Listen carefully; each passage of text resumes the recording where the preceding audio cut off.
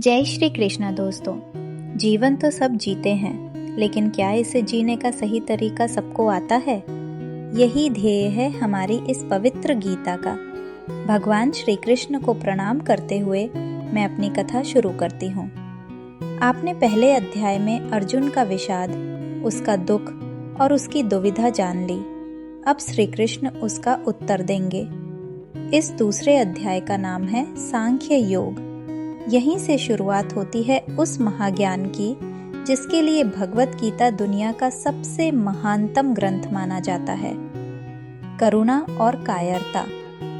संजय कहते हैं, तम तथा कृपया विष्टमश्रु पूर्णा कुलेक्षणम विषीदन्तमिदं वाक्यमुवाच मधुसूदनः।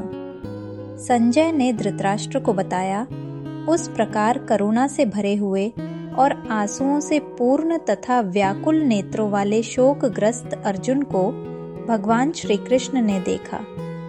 कल्पना कीजिए, जहाँ युद्ध का वर्णन होना चाहिए था वहाँ दुख और विषाद का माहौल है। अर्जुन की आंखों में आंसू, मन में निराशा। धृतराष्ट्र, संजय, कोई भी यह सब स्किप नहीं कर रहे थे। अर्जुन का यह रुख देखकर ज्ञान का सागर श्री कृष्ण अब उत्तर देने के लिए तैयार होते हैं। दोस्तों, यही गीता, अर्जुन की शंका और ईश्वर कृष्ण का ज्ञान शुरू होता है। कृष्ण का तीखा प्रहार। श्री भगवान बोले, कुतस्त्वा कश्मलमिदं विषमे समुपस्थितम अनार्य जुष्टम अस्वर्ग्यम अकीर्तिकरम अर्जुन। श्री भगवान कहते हैं, हे अर्जुन, तुझे इस असमय में, इस संकट की घड़ी में यह मोह किस हेतु से प्राप्त हुआ है? यह न तो श्रेष्ठ पुरुषों द्वारा आचरित है, न स्वर्ग को देने वाला है और न ही कीर्ति को करने वाला है। युद्ध के समय ऐसी शंका, यह तो असमय है। इस तरह अपने शत्रुओं के प्रति मोह दिखाने का काम अर्जुन जैसा योद्धा कैसे कर सकता है? अपने कर्म से मुड़कर मोह या किसी और वजह से हताश बैठ जाना, इससे कभी कोई लाभ नहीं होता। क्लैब्यम मा अस्मगमः पार्थ नैतत्त्वय्युपपद्यते क्षुद्रम हृदय दौर्बल्यम त्यक्तोत्तिष्ठ परन्तप। श्री कृष्ण समझा रहे हैं, हे अर्जुन, तू नपुंसकता को मत प्राप्त हो। तेरे जैसे धनुर्धर के लिए यह उचित नहीं है। इस छोटी सी मन की कमजोरी को त्याग कर उठ खड़ा हो। श्री कृष्ण यहाँ नपुंसकता का अर्थ शक्तिहीनता, कमजोर हो जाना और युद्ध से मुंह मोड़ लेने वाली बात से कर रहे हैं। यानी जो धर्म कहता है उसके अनुसार कर्म तो करना ही चाहिए। बुरे समय में जब भी हमें शंका सताए, हमें यही बात याद रखनी चाहिए, मन की दुर्बलता छोड़ो, सिर्फ कर्म करो। अब अर्जुन अपनी शंका बताते हैं। कथम भीष्म महम संख्ये द्रोणम च मधुसूदन इषुभिः प्रतियोत्स्यामि पूजार्हा वरिसूदन। अर्जुन कहते हैं, हे मधुसूदन, मैं रणभूमि में किस प्रकार बाणों से भीष्म पितामह और द्रोणाचार्य के विरुद्ध लड़ूंगा, जिनकी मैंने पूजा की है, जो मेरे लिए सबसे बड़े हैं, उन पर मैं कैसे बाण चला सकता हूँ? अर्जुन की शंका सुनने में गलत नहीं लगती, लेकिन युद्ध का तो यही काम है। बाण शत्रु और अपने में भेद नहीं करता। जब धर्म की स्थापना की बात आती है तो यह भेद मिट जाता है। गुरु नहत्वा ही महानुभावान श्रेयो भोक्तुम भैक्ष्यमपीह लोके। अर्जुन की दुविधा देखिए। वह कहते हैं, इन महानुभाव गुरुजनों को न मारकर मैं इस लोक में भिक्षा का अन्न भी खाना कल्याणकारक समझता हूँ।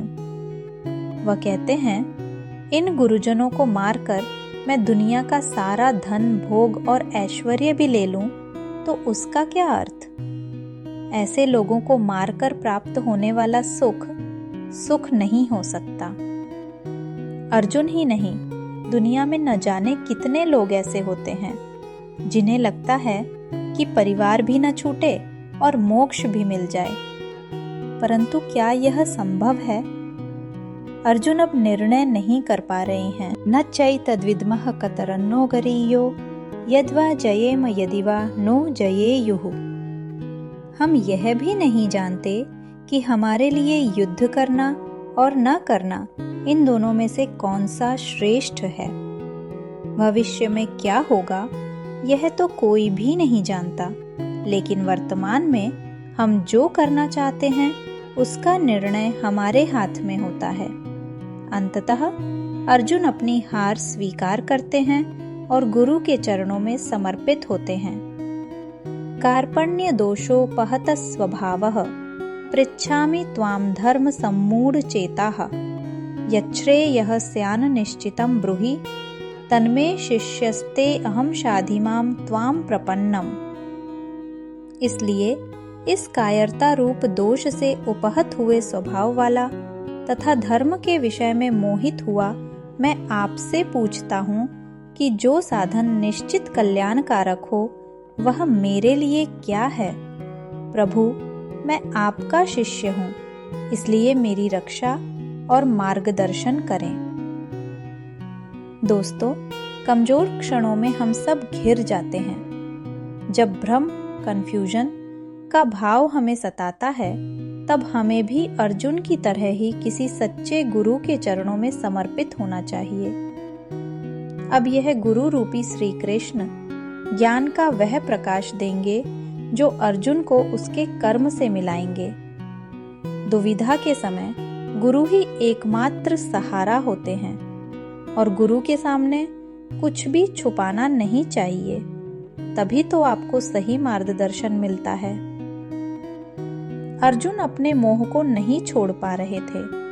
वह कहते हैं, नहीं प्रपश्यामि ममापनुद्याद यच्छोकमुच्छोषणमिन्द्रियाणाम् अवाप्य भूमाव सपत्नमृद्धम राज्यम सुराणामपि चाधिपत्यम। अर्जुन कहते हैं कि अगर उन्हें युद्ध जीतने पर यह सारी पृथ्वी, धन धान्य और देवताओं का अधिपत्य भी मिल जाए, तो भी उनके मन का यह शोक रूपी दुख कम नहीं होगा जो उनकी इंद्रियों को सुखा रहा है। यही बात है दोस्तों, जब अपनों का दुख सताता है तो दुनिया का कोई भी लाभ या आराम नहीं देता, और जब तक आप उस दुख को दूर नहीं करेंगे, दुनिया का कोई भी सुख आपको आराम नहीं दे पाएगा। संजय तब धृतराष्ट्र को बताते हैं। संजय उवाच एवं उक्त्वा ऋषिकेशं गुडाकेशः परन्तपः न योत्स्य इति गोविन्दमुक्त्वा तूष्णीं बभूवः। संजय कहते हैं, हे राजन, अर्जुन, जिसने निद्रा पर भी विजय प्राप्त कर ली थी, गुडाकेश, उस अंतर्यामी श्री कृष्ण से मैं युद्ध नहीं करूंगा ऐसा स्पष्ट कहकर चुप हो जाते हैं। देखिए, अर्जुन जैसा महान धनुर्धर भी इस समय अपने मोह, अपने डर और दुख से हारा हुआ दिख रहा है। जब अर्जुन के साथ ऐसा हुआ है तो हमारे साथ भी हो सकता है, पर हमें अर्जुन की तरह ही उस दुर्बलता को जीतकर आगे बढ़ना होगा। संजय फिर दोनों सेनाओं के बीच शोकमग्न अर्जुन को देखकर अंतर्यामी श्री कृष्ण हंसते हैं। तमुवाच ऋषिकेशः प्रहसन्निव भारत सेनयोरुभयोर्मध्ये विषीदन्तमिदं वचः। श्री कृष्ण हंसते थे क्योंकि उन्हें वह पता था जो किसी को पता नहीं था, ज्ञान का अंतिम सत्य, ज्ञान का आरंभ, आत्मा का अमरत्व। श्री कृष्ण का गीता ज्ञान अब यहाँ से आरंभ हो रहा है। श्री भगवानुवाच अशोच्यानन्वशोचस्त्वं प्रज्ञावादांश्च भाषसे गतासून् गतासूंश्च नानुशोचन्ति पंडिता। श्री भगवान बोले, हे अर्जुन, तू अशोक करने योग्य मनुष्यों के लिए शोक करता है और पंडितों की तरह बातें भी कर रहा है, परंतु जिनके प्राण चले गए हैं और जिनके प्राण नहीं गए हैं, उन दोनों के लिए ही पंडित शोक नहीं करते। कृष्ण का ज्ञान अंतिम सत्य है। वह कहते हैं कि तुम पंडितों जैसी बातें करते हो, पर असल में शोक कर रहे हो। जो ज्ञानी होते हैं वे किसी के जीवित रहने पर या जीवित न रहने पर भी शोक नहीं करते। न त्वेवाहम जातु नासम न त्वम नेमे जनाधिपाः न चैव न भविष्यामः सर्वे वयमतः परम।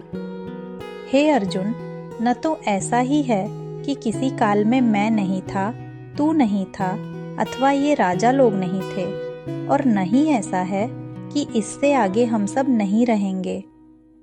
यह बात हम दुनिया में फंसे लोगों के लिए समझना बहुत मुश्किल है। कृष्ण कहते हैं कि हम आते हैं और जाते हैं, फिर से आते हैं। यह काल का खेल चलता रहता है। देहिनोऽस्मिन् यथा देहे कौमारम यौवनम जरा तथा देहांतर प्राप्तिर धीरस्तत्र न मुह्यति। कृष्ण जीवन का खेल समझाते हुए कहते हैं, जैसे जीवात्मा की इस देह में बचपन, जवानी और बुढ़ापा होती है, वैसे ही यह आत्मा अन्य शरीर की प्राप्ति करती है। इस विषय में धीर पुरुष मोहित नहीं होता। दोस्तों, कृष्ण कहते हैं कि बदलाव प्रकृति का नियम है। शरीर बचपन से बुढ़ापे तक बदलता है और फिर नए जन्म में नया शरीर मिलता है, लेकिन जो नहीं बदलता वह है आत्मा। आत्मा की परिभाषा को ध्यान से समझ लीजिए। शरीर बदलता है, आत्मा कभी नहीं बदलती। जब आत्मा नहीं बदलती तो दुख किस बात का। मात्रा स्पर्शास्तु कौन्तेय शीतोष्ण सुख दुःखदा आगमापायिनो अनित्यास्तांस तितिक्षस्व भारत। हे कुंती पुत्र, सर्दी गर्मी और सुख दुख को देने वाले इंद्रिय और विषयों के संयोग तो उत्पत्ति विनाशशील और अनित्य हैं, इसलिए हे भारत, उनको सहन कर। हमारी इंद्रियां जिन्हें महसूस करती हैं, वह सर्दी, गर्मी या सुख दुख आते जाते रहते हैं, हमेशा नहीं रहते। हमारे सेंस, इंद्रियां और उनके विचारों से जुड़कर ही हमें भूख, नींद, सुख, दुख, सुकून, बेचैनी जैसी फीलिंग आती है। और कृष्ण कहते हैं, ये सब अनित्य हैं, इन्हें केवल सहन करो। तो दोस्तों, कृष्ण का यह ज्ञान हमें सिखाता है कि शरीर नश्वर है, आत्मा अमर और सुख दुख क्षणिक हैं, अनित्य हैं। हमें इन क्षणिक भावनाओं से ऊपर उठकर अपने कर्म पर ध्यान देना चाहिए। अर्जुन के शोक को समझते हुए भगवान श्री कृष्ण कहते हैं, यम ही न व्यथयन्त्येते पुरुषम पुरुषर्षभ सम दुःख सुखम धीरम सो अमृतत्वाय कल्पते। हे पुरुष श्रेष्ठ अर्जुन, सुख दुख को समान समझने वाले जिस धीर पुरुष को ये इंद्रिय और विषयों के संयोग व्याकुल नहीं करते, वह मोक्ष के योग्य होता है। जरा पीछे मुड़कर देखिए, न जाने कितनी बार आप सुख दुख से गुजरे होंगे। कभी बेतहाशा खुशी मिली होगी, तो कभी किसी बड़े नुकसान पर आप फूट फूट कर रोए भी होंगे, और आगे भी ऐसा होता ही रहेगा। यानी हम यह बात जानते हैं कि सुख दुख तो आते जाते रहते हैं, एक भी भाव कभी रुका नहीं रहता। जो आता जाता रहता है उसे क्या मानना चाहिए? ना सतो विद्यते भावो ना भावो विद्यते सतः उभयोरपि दृष्टो अंतस्त्वनयोस्तत्वदर्शिभिः। कृष्ण कहते हैं, असत जो झूठ है, अनित्य है, वस्तु की तो सत्ता नहीं है, और सत जो सत्य है, नित्य है, का कभी अभाव नहीं होता। जो झूठ है उसका कोई मूल्य नहीं, मूल्य सिर्फ सच का है। समझदार लोग इस बात को समझते हैं। सुख गया तो दुख दरवाजे पर आने के लिए तैयार खड़ा है। अगर आप ज्ञान को समझें तो पाएंगे कि ये दोनों भाव झूठ हैं, इनका कोई मूल्य नहीं। मूल्य है तो केवल उस आत्मा का जो निरंतर है, और वही सत्य है। यह आत्मा क्या है? अविनाशी तु तद विद्धि येन सर्वमिदं ततम्, विनाशम अव्ययस्यास्य न कश्चित् कर्तुमर्हति। नाश रहित तो तू उसको जान, जिससे यह संपूर्ण दृश्यमान जगत व्याप्त है। इस अविनाशी आत्मा का विनाश करने में कोई भी समर्थ नहीं है। मतलब परमानेंट सिर्फ वही है जिसमें यह पूरी दुनिया समाई हुई है। वह सबसे बड़ा सच है। बाकी सब कुछ आता जाता रहता है। यह सच्चाई ही हमेशा के लिए है। यह आत्मा हमारे भीतर भी है, और जब यह आत्मा बाहर है तो पूरी दुनिया में व्याप्त है। अंतवन्ति इमे देहा नित्यस्योक्ताः शरीरिणः, अनाशिनो अप्रमेयस्य तस्माद्युध्यस्व भारत। हे भरतवंशी अर्जुन, इस शरीरी के ये सब शरीर नाशवान कहे गए हैं। इसलिए वह सबसे बड़ी सच्चाई है हमारी आत्मा, जो मरती नहीं। बाकी सब कुछ, हमारा शरीर, हमारी भावनाएं, ये मर जाते हैं। इसीलिए तू युद्ध कर। कृष्ण का कहना स्पष्ट है, शरीर नश्वर है और आत्मा अमर। आत्मा की अमरता ही एकमात्र सच्चाई है, तो किस बात का शोक करना। आत्मा के स्वरूप को और स्पष्ट करते हुए श्री कृष्ण कहते हैं, य एनम वेत्ति हंतारम यश्चैनम मन्यते हतम, उभौ तौ न विजानीतो नायम हंति न हन्यते। जो इस आत्मा को मारने वाला समझता है और जो इसको मरा हुआ मानता है, वे दोनों ही सच्चाई को नहीं जानते, क्योंकि यह आत्मा वास्तव में न तो किसी को मारती है और न किसी के द्वारा मारी जाती है। आत्मा सिर्फ होती है। उसका होना ही सत्य है, बाकी कुछ नहीं। यह तो अज्ञान ही है जो हमें यह सोचने पर मजबूर करता है कि हमने किसी को मार दिया या मार देंगे। जो लोग अपने अहंकार में ऐसा समझते हैं, यह सिर्फ उनकी नादानी और अज्ञानता है। न जायते म्रियते वा कदाचिन, नायं भूत्वा भविता वा न भूयः, अजो नित्यः शाश्वतोऽयं पुराणो, न हन्यते हन्यमाने शरीरे।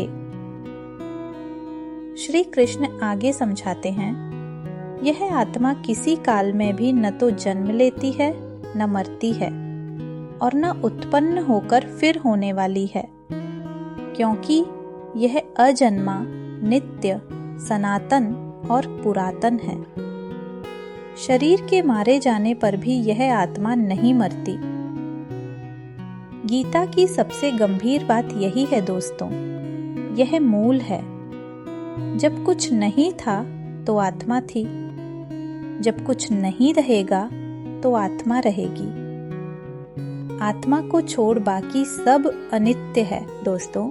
श्री कृष्ण अब हमें वह अंतिम सत्य बताने जा रहे हैं, जिसे जानने के बाद अर्जुन का ही नहीं, हम सबका भ्रम टूट जाएगा। यह ज्ञान शरीर से परे उस अविनाशी आत्मा का है। श्री कृष्ण अर्जुन से पूछते हैं, वेदा विनाशिनम नित्यम य एनम जमव्ययम, कथम स पुरुषः पार्थ कम घातयति हन्तिकम्।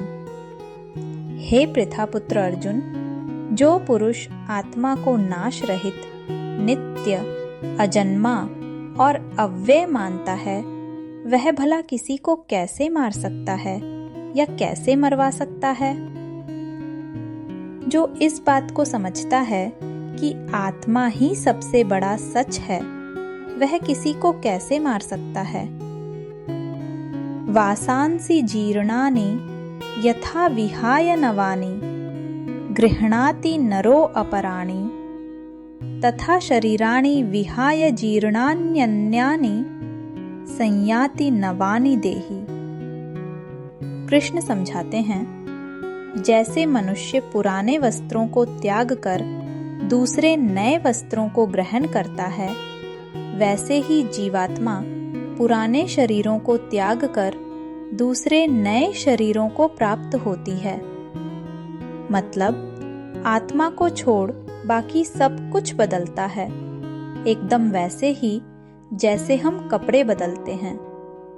शरीर की आयु होती है परंतु आत्मा की नहीं। जब देह की आयु पूरी हो जाती है तो आत्मा उसे छोड़कर दूसरे घर शरीर में चली जाती है। आत्मा कैसी है, इसका वर्णन देखिए। नैनम छिन्दन्ति शस्त्राणि नैनम दहति पावकः न चैनम क्लेदयन्त्यापो न शोषयति मारुतः। इस आत्मा को शस्त्र नहीं काट सकते, इसको आग नहीं जला सकती, इसको जल नहीं भिगो सकता और वायु नहीं सुखा सकती। आत्मा कोई भौतिक वस्तु नहीं। आत्मा के स्वरूप को दुनिया की किसी भी चीज से, किसी भी उदाहरण से तोला नहीं जा सकता। आत्मा अपने आप में अनूठी है। अच्छेद्यो अयम दाह्यो अयम क्लेद्यो अशोष्य एवच नित्यः सर्वगतः स्थाणुरचलो अयम सनातनः। यह आत्मा अच्छेद्य है, अदाह्य है, अक्लेद्य है और अशोष्य है। आत्मा नित्य, सर्वव्यापी, अचल, स्थिर रहने वाली और सनातन है। कृष्ण हमें बताना चाहते हैं कि हम जो नाशवान हैं, यानी हमारा शरीर, उस पर ज्यादा ध्यान न दें। आत्मा को समझें जिसका नाश नहीं हो सकता। फिर शोक किस बात का। अव्यक्तो अयम चिन्त्यो अयम विकार्यो अयम उच्यते तस्मादेवं विदित्वैनं नानुशोचितुमर्हसि। यह आत्मा का स्वरूप अव्यक्त है, इसे व्यक्त नहीं कर सकते। अचिंत्य है और अविकार्य है। कृष्ण कहते हैं कि आत्मा को इस प्रकार न शोक करने योग्य जानकर भी तुम शोक क्यों कर रहे हो। आत्मा अव्यक्त इसलिए है क्योंकि हम इसे अपनी इंद्रियों से नहीं समझ सकते। इंद्रियां इस दुनिया के लिए हैं और आत्मा इन सब से परे है। अथ चैनम नित्य जातम नित्यं वा मन्यसे मृतम तथापि त्वं महाबाहो नैवं शोचितुमर्हसि। कृष्ण समझाते हैं कि यदि तुम इस आत्मा को जन्म लेने वाली और मरने वाली शरीर की तरह भी मानते हो तो भी शोक करने का कोई अर्थ नहीं है। जातस्य हि ध्रुवो मृत्युर्ध्रुवम् जन्म मृतस्य च तस्माद् परिहार्ये अर्थे न त्वं शोचितुमर्हसि। हे अर्जुन, जो जन्मे हुए हैं उनकी मृत्यु निश्चित है और जो मरे हुए हैं उनका जन्म निश्चित है। इस बिना उपाय वाले विषय में भी तुम्हें शोक करने का कोई हक नहीं है। न जाने कितनी ही बार हम उन बातों के लिए शोक करते हैं जिसका होना तय था। जो तय है वह होगा और जो होगा ही, तो उसके लिए शोक करके अपने आप को कमजोर बनाने की क्या आवश्यकता। जीवन का चक्र क्या है? अव्यक्तादीनि भूतानि व्यक्तमध्यानि भारत अव्यक्त निधनान्येव तत्र का परिदेवना। हे भारत, संपूर्ण प्राणी जन्म से पहले अप्रकट थे और मरने के बाद भी अप्रकट हो जाने वाले हैं। बीच में ही प्रकट होते हैं, तो फिर शोक किसके लिए करना। अचानक से जन्म होता है, एक नया जीवन आता है और उसके साथ ही किसी के जाने की भी तैयारी शुरू हो जाती है। जीवन के इस सच को हमें मानना पड़ेगा। तस्मात् सर्वाणि भूतानि न त्वं शोचितुमर्हसि। आत्मा शरीर में सदा ही अविनाशी है। इस कारण संपूर्ण प्राणियों के लिए तुम्हें शोक करने योग्य नहीं होना चाहिए। कोई एक महापुरुष इस आत्मा को आश्चर्य की भांति देखता है, कोई इसे आश्चर्य की भांति वर्णित करता है और कोई सुनकर भी इसे नहीं जानता। आत्मा को समझना बेहद मुश्किल है, पर इसे समझे बिना कोई हल भी तो नहीं है। दोस्तों, यह ज्ञान हमें मोह माया से बाहर निकालता है और कर्म के लिए तैयार करता है। इसलिए शोक को त्याग कर अपने कर्म पर ध्यान दें। कृष्ण अर्जुन को उनका स्वधर्म याद दिलाते हैं। स्वधर्मम अपि चावेक्ष्य न विकम्पितुमर्हसि, धर्म्याद्धि युद्धात् श्रेयो अन्यत् क्षत्रियस्य न विद्यते। अपने धर्म को देखकर भी तू भय करने योग्य नहीं है, अर्थात तुझे भय नहीं करना चाहिए, क्योंकि क्षत्रिय के लिए धर्म युक्त युद्ध से बढ़कर दूसरा कोई कल्याणकारी कर्तव्य नहीं है। कृष्ण कहते हैं कि अगर हमने किसी काम को करने का निर्णय लिया है तो फिर उससे डरना नहीं चाहिए। निर्णय के बाद डरने का कोई मतलब नहीं, सिर्फ कर्म करने का मतलब है। यदृच्छया चोपपन्नम स्वर्गद्वारम पावृतम, सुखिनः क्षत्रियाः पार्थ लभन्ते युद्धमीदृशम।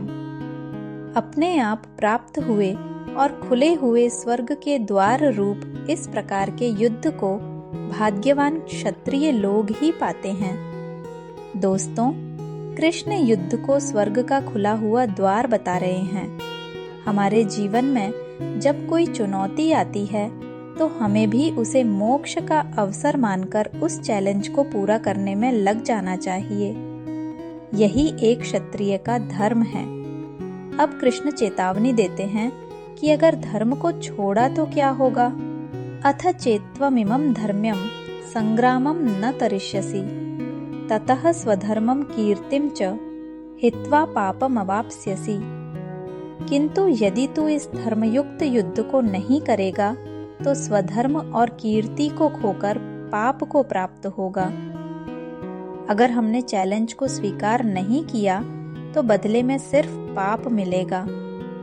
हमारा स्वभाव हमें युद्ध करने की क्षमता देता है, और अगर हमारा स्वभाव हमें उससे दूर ले जा रहा है तो मतलब हम अपने धर्म से दूर हो रहे हैं। अकीर्तिम चापि भूतानि कथयिष्यन्ति ते अव्ययाम, संभावितस्य चा कीर्तिः मरणादतिरिच्यते।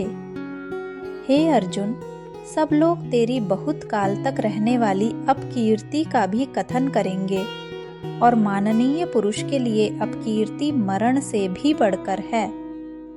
युद्ध करने से मना कर दिया तो इससे बड़ा अपमान, उससे बड़ी बेइज्जती कुछ नहीं हो सकती। आपको क्या स्वीकार है, सम्मान या यह अपमान जो मरण से भी बड़ा है? अवाच्य वादांश्च बहून् वदिष्यन्ति तवाहिताः, निन्दन्तस्तव सामर्थ्यं ततो दुःखतरं नु किम्।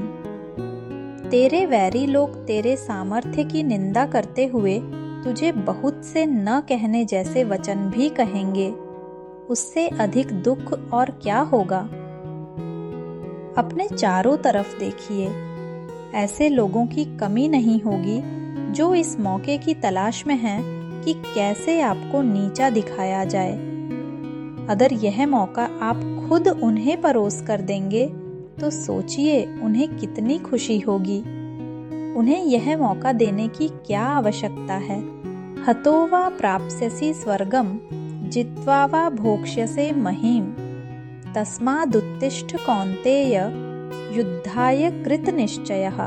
या तो तू युद्ध में मारा जाकर स्वर्ग को प्राप्त होगा अथवा संग्राम में जीतकर पृथ्वी का राज्य भोगेगा। इस कारण हे अर्जुन, युद्ध के लिए निश्चय करके खड़ा हो जा। आज की दुनिया में सोचकर देखिए, पूरे जी जान से खेलने पर आप हार जीत की चिंता नहीं करते, क्योंकि आप अपना सब कुछ झोंक चुके होते हैं। जीतने पर नाम होता है और हारने पर भी आप अपने और दूसरों के मन में सम्मान पाते हैं, क्योंकि आपने धर्म के अनुसार युद्ध किया। सुख दुखे समे कृत्वा लाभा लाभौ जया जयौ ततो युद्धाय युज्यस्व नैवं पापमवाप्स्यसि। जय पराजय, लाभ हानि और सुख दुख को समान समझकर उसके बाद युद्ध के लिए तैयार हो जा। इस प्रकार युद्ध करने से हे अर्जुन, तू पाप को नहीं प्राप्त होगा। अपनी चुनौती में अगर आप अपना सर्वस्व लगा देते हैं तो जीतने पर तो सब कुछ मिलेगा ही, लेकिन अगर हार भी जाते हैं तो अफसोस नहीं होगा, क्योंकि आपके पास जो भी था वह आपने युद्ध में लगा दिया। सुख और दुख को एक जैसा समझिए और बस युद्ध में लग जाइए। अब श्री कृष्ण कर्म योग का ज्ञान आरंभ करते हुए कहते हैं, एषा ते अभिहिता सांख्ये बुद्धिर्योगे त्विमां शृणु बुद्ध्या युक्तो यया पार्थ कर्म बंधम प्रहास्यसि। हे पार्थ, यह बुद्धि तेरे लिए ज्ञान योग के विषय में कही गई और अब तू इसको कर्म योग के विषय में सुन, जिससे तू कर्मों के बंधन को तोड़ सकेगा। श्री कृष्ण अब कर्म योग की शक्ति का वर्णन करते हैं। नेहा विक्रम नाशो अस्ति प्रत्यवायो न विद्यते स्वल्पम अप्यस्य धर्मस्य त्रायते महतो भयात्। इस कर्म योग में आरंभ का नाश नहीं है और उल्टा फल रूपी दोष पाप भी नहीं है, बल्कि इस कर्मयोग रूपी धर्म का थोड़ा सा भी साधन जन्म मृत्यु रूप महान भय से रक्षा करवा देता है। हम सबके लिए ज्ञान साधना का मार्ग संभव नहीं है, इसलिए हम जैसे अधिकतर लोगों को कर्मयोग अपनाना चाहिए। अगर हम इस कर्मयोग का थोड़ा सा भी पालन कर लें तो जन्म और मृत्यु के डर से हमेशा के लिए बच सकते हैं। कर्मयोग में बुद्धि कैसी होनी चाहिए? व्यवसायात्मिका बुद्धिरेकेह कुरु नंदन बहुशाखा यनन्ताश्च बुद्धयो अव्यवसायिनाम्। इस कर्मयोग में निश्चयात्मक बुद्धि, दृढ़ संकल्प एक ही होती है, किंतु अस्थिर विचार वाले विवेकहीन मनुष्य की बुद्धि निश्चय ही बहुत सी शाखाओं वाली और अनंत होती है। जब फैसला लेना हो तो बुद्धि एक ही दिशा में काम करती है, लेकिन जब फैसला नहीं ले पाते तो न जाने कितनी ही दिशाओं में आपका ध्यान जाता है। अगर आप निर्णय कर लें तो उसके बाद सिर्फ उस काम को करने का ही प्रमाण होता है। श्री कृष्ण उन लोगों की बात करते हैं जो कर्म फल के प्रशंसक होते हैं। यामी माम पुष्पिताम वाचम प्रवदन्त्य विपश्चितः वेदवादर्ताः पार्थ नान्यदस्तीति वादिनः। वेद के कर्म फल के प्रशंसक वाक्यों में प्रीति रखने वाले, जो स्वर्ग को ही परम प्राप्य वस्तु और स्वर्ग से बढ़कर दूसरी कोई वस्तु नहीं मानते हैं, ऐसे लोग अज्ञानी होते हैं। जो लोग कर्म के बदले में होने वाले सिर्फ लाभ की ही बात करते हैं, वे कर्म फल के प्रशंसक होते हैं। भोग और ऐश्वर्य जिनका एकमात्र ध्येय है, उनकी परमात्मा में निश्चयात्मक बुद्धि नहीं होती। ऐसे लोगों की संगति से हमें बचना चाहिए। यावानर्थ उदपाने सर्वतः संप्लुतोदके तावान सर्वेषु वेदेषु ब्राह्मणस्य विजानतः। बड़े लक्ष्य को प्राप्त हो जाने पर छोटे जलाशय में मनुष्य का जितना प्रयोजन रहता है, जिसने ब्रह्म तत्व को समझ लिया, उसके लिए वेदों के कर्म कांड की उतनी ही आवश्यकता रह जाती है। यह गीता का सबसे लोकप्रिय श्लोक है, जो कर्म योग का सार है। कर्मण्येवाधिकारस्ते मा फलेषु कदाचन मा कर्मफल हेतुर्भूर्माते संगोस्त्वकर्मणि। तेरा कर्म करने में ही अधिकार है, उसके फल में कभी नहीं। इसलिए तू कर्मों के फल के लिए काम मत कर, और ऐसा भी ना हो कि तू कर्म ही न करे। हमें कर्म करना है, लेकिन फल के लिए नहीं, उसे अपना धर्म और कर्तव्य समझकर। योगस्थः कुरु कर्माणि संगम त्यक्त्वा धनंजय सिद्ध्य सिद्ध्योः समो भूत्वा समत्वम योग उच्यते। हे धनंजय, आसक्ति को त्याग कर सिद्धि और असिद्धि में समान होकर योग में स्थित हुए कर्तव्य कर्मों को कर। समत्व ही योग कहलाता है। कर्म के बाद क्या फल मिलेगा उसकी परवाह किए बिना बस पूरी लगन से अपने धर्म और कर्तव्य को पूरा करो। हार जीत में समान रहना ही निष्काम कर्म योग है। अर्जुन पूछते हैं, स्थितप्रज्ञस्य का भाषा समाधिस्थस्य केशव स्थितधीः किम प्रभाषेत किमासीत व्रजेत किम। हे केशव, समाधि में स्थित परमात्मा को प्राप्त हुए स्थिर बुद्धि पुरुष स्थितप्रज्ञ का क्या लक्षण है? वह कैसे बोलता है, कैसे बैठता है और कैसे चलता है? श्री भगवान उत्तर देते हैं, प्रजहाति यदा कामान सर्वान् पार्थ मनोगतान् आत्मन्येवात्मना तुष्टः स्थितप्रज्ञस्तदोच्यते। हे अर्जुन, जिस काल में यह पुरुष मन में स्थित संपूर्ण कामनाओं को भली भांति त्याग देता है और आत्मा से आत्मा में ही संतुष्ट रहता है, उस काल में वह स्थितप्रज्ञ कहा जाता है। वह व्यक्ति जिसे अपनी खुशी और शांति के लिए किसी दूसरे पर निर्भर नहीं रहना पड़ता, वही अपनी कामनाओं को त्याग सकता है। दुःखेष्वनुद्विग्नमनः सुखेषु विगतस्पृहः वीतरागभयक्रोधः स्थितधीर्मुनिरुच्यते। बुरा होने पर जिसके मन में दुख पैदा न हो, अच्छा होने पर जो मन में शांत रहे और राग, भय या क्रोध से रहित हो, उसी की बुद्धि स्थिर रहती है और वही मुनि कहलाता है।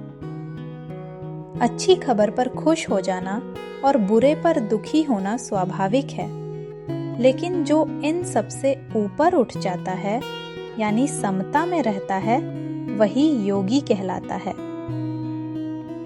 या निशा सर्वभूतानां तस्यां जागर्ति संयमी यस्यां जागृति भूतानि सा निशा पश्यतो मुनेः। यह बहुत गहरी बात है। जो सबके लिए रात है, अर्थात नित्य ज्ञान, उसमें योगी जागता है, और जो सबके लिए दिन है, सांसारिक सुख और मोह, वह योगी के लिए रात के समान है। स्थिर बुद्धि वाले का मन शांत समुद्र जैसा होता है। आपूर्यमाणं चलप्रतिष्ठं समुद्रमापः प्रविशन्ति यद्वत् तद्वत् कामा यं प्रविशन्ति सर्वे स शान्तिमाप्नोति न काम कामी। जैसे नाना प्रकार की नदियों के जल समुद्र में उसे विचलित न करते हुए ही समा जाते हैं, वैसे ही सारी इच्छाएं स्थिर बुद्धि वाले पुरुष में बिना विकार उत्पन्न किए समा जाती हैं। ऐसा समुद्र बनिए जिसमें कोई भी नदी किसी भी तरह की गाली या कोई कमेंट आपको कभी भी विचलित न कर पाए। विहाय कामान्यः सर्वान् पुमांश्चरति निःस्पृहः निर्ममो निरहंकारः स शान्तिमधिगच्छति। जो पुरुष संपूर्ण कामनाओं को त्याग कर ममता रहित, अहंकार रहित और स्पृहा रहित हुआ विचरता है, वही शांति को प्राप्त होता है। दोस्तों, श्री कृष्ण अर्जुन को बता रहे हैं कि जो पुरुष ऐसा करने में सफल होता है, उसे ब्रह्म की प्राप्ति होती है। ये था गीता का दूसरा अध्याय, सांख्य योग। इस अध्याय में श्री कृष्ण ने कर्म को समझाया, उसके प्रति हमारा उत्साह बढ़ाया और यह समझाया कि सिर्फ और सिर्फ कर्म में ही अपना ध्यान रखना और किसी बात में नहीं। तो आज्ञा दीजिए, मैं आपकी दोस्त आपसे मिलती हूँ तीसरे अध्याय कर्मयोग में। जय श्री कृष्ण।